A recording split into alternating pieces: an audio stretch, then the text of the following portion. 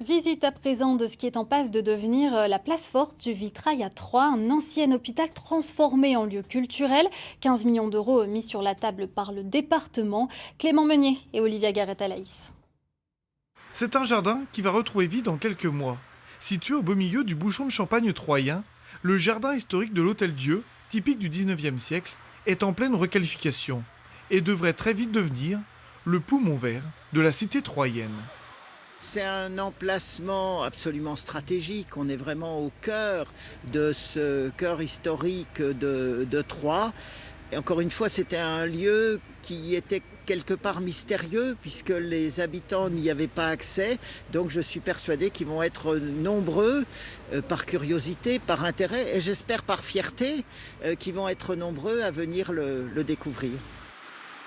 Un jardin de 2800 mètres carrés, avec une vue imprenable sur la cathédrale et le canal.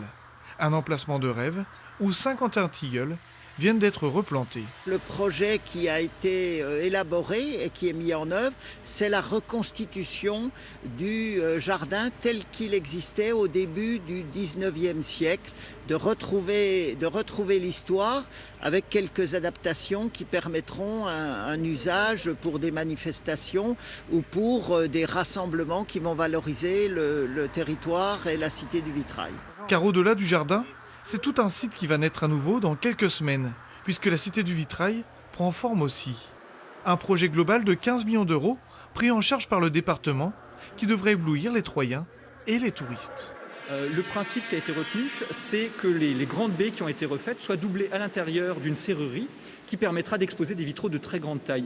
Et nous serons dans le seul endroit en France où des vitraux de cette taille-là pourront être exposés et bénéficier d'un éclairage par lumière naturelle.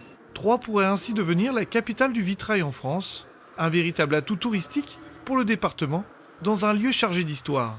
Ouverture attendue en septembre prochain.